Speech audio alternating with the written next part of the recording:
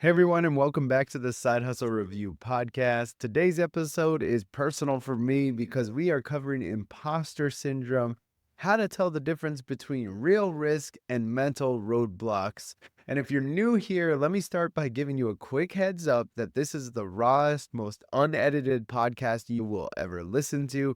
That's because I'm squeezing this into my whole life. Me as a dad with 2 kids, a guy with a full-time job, and someone doing his own side hustles on my own. So it's not perfect, but that's what really makes it real. And I would appreciate anything you can do when it comes to likes, comments, shares, whatever you have in terms of engagement on this podcast. If you like the content, will help it go a long way. When you're starting out a podcast like this, all of those little signals to the platform really help and push it out into the algorithm even more. So if you have the time, please make sure you take the time to do that.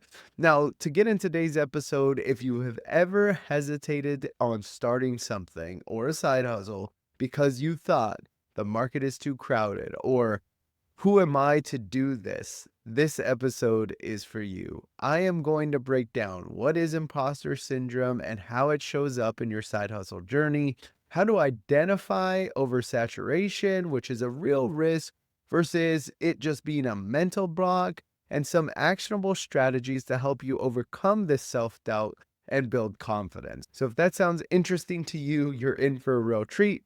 Let's dive in. So, first, what is imposter syndrome? And I'm not going to bore you with the clinical definition of this. What really imposter syndrome is this nagging voice in your head that says, you're not good enough, or everyone else is already doing this better than you. It really doesn't matter how talented you are or how much success you've had, it can really hit anyone. And here's why it's common when it comes to side hustles or starting your own business. Oftentimes, you are stepping into unfamiliar territory. You're also oftentimes comparing yourself to others who might be further along in their journey. And also, you're going to probably go to social media, look at who else is doing this, selling it, etc. And it's going to make you feel like you're behind because people tend or other brands tend to post their highlights and never really their struggles or how close they are to putting it all behind them. The truth is, imposter syndrome thrives on fear and comparison. So when you recognize and realize that imposter syndrome is a real mental block, that is the first step to pushing past it. Now, I find that imposter syndrome when it comes to side hustles hides in plain sight because there's this word that gets thrown around a lot, which is a real business term and something you should be concerned about, which is oversaturation. It's a real business concept. It is something you learn about in business school and something you should really understand when you're trying to start a business that maybe it's not successful because it's oversaturated and you don't got a shop. However, sometimes the idea of oversaturation is really just a mental roadblock. So I'm going to help you really tell the difference. Now, the first way you could tell if you're really facing oversaturation versus just a mental block is by looking for data, not doubt. Oversaturation is measurable. If a market truly has too much competition, you'll find data to back that up. For example, if you're entering a market where supply is massively outpaced demand, let's say 10 dog walkers for every one dog in the city, yeah, that's true oversaturation. But if your hesitation is based on thoughts like, there are already too many people doing this, or who's going to pick me over them, that's more imposter syndrome talking. A second way you're going to really understand if you are in an oversaturated situation versus just self-doubt is that even in crowded spaces, you can niche down. So you want to ask yourself, can I target a specific audience or solve a unique problem within this market? So let's say you're still on this dog walking or now let's say dog training business. Sure, it's super competitive, but maybe you can get super focused on a breed. Let's say pit bulls or Dobermans, something like this. And then really understand if that market is oversaturated. How many people do you see with pit bulls in your town? How many people are focused in your area on just training pit bulls? That is a way you can start to really evaluate if you're in an oversaturated market versus you just doubting yourself. Now, a third way you're going to determine if it's oversaturation versus self-doubt is do an audit of your headspace. You're going to ask yourself, are my concerns based on facts or are they feelings? For example, a fact would be this market is highly competitive and I need a unique angle. That is not a sign of imposter syndrome. That is a sign of perhaps some oversaturation. But a feeling will be, I'll never be as good as the people that are already doing this.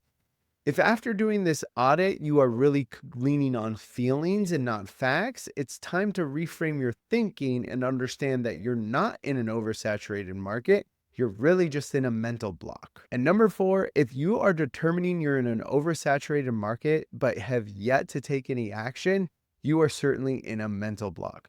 No business determines something is oversaturated without doing some type of action in that space. It could be extensive research, of course, but it could also be actually starting the business and then determining oversaturation.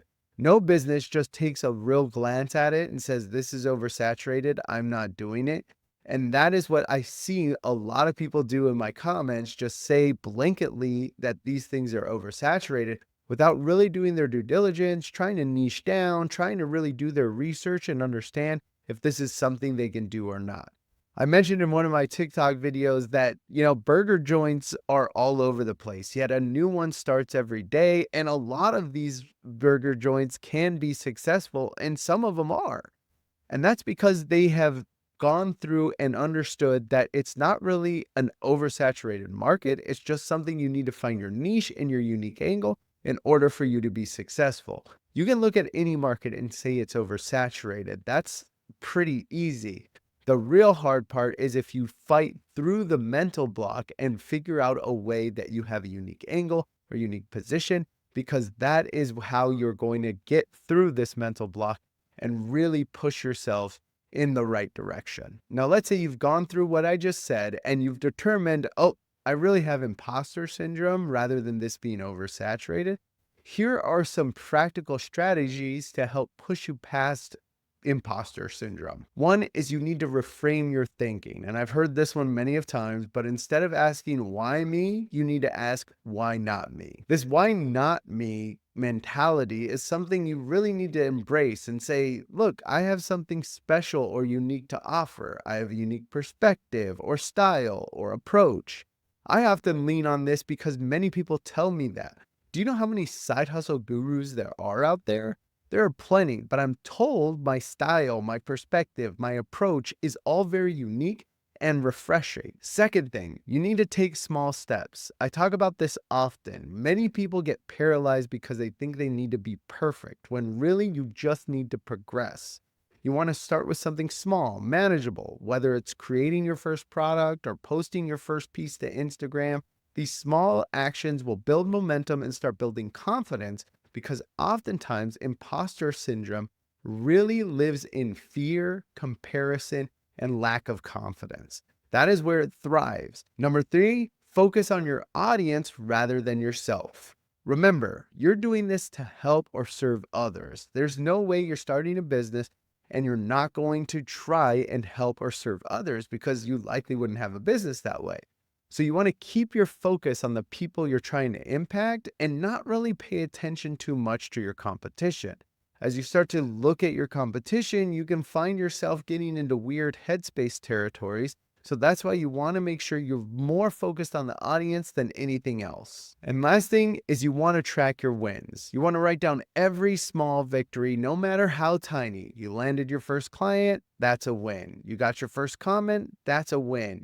Celebrate it. It's progress. Every single one of those things are going to go in your little piggy bank of joy and happiness and start to build your momentum of confidence. Now, this is where I want to share a personal story. Now, many of you may not know this story, but I started Side Hustle Review when a storm hit my house and I needed to figure out a way to get through the debt for the repairs because my insurance wasn't covering it. As I started to research side hustles and execute them, I realized there were tons of gurus out there saying they were way easier and way simpler than they ever really were. So I found myself wasting a lot of time listening to these gurus and sometimes money by buying these courses.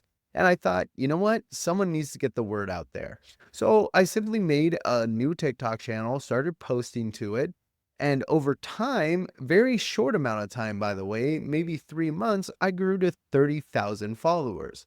I certainly ran into imposter syndrome because I just couldn't understand why I would grow so big.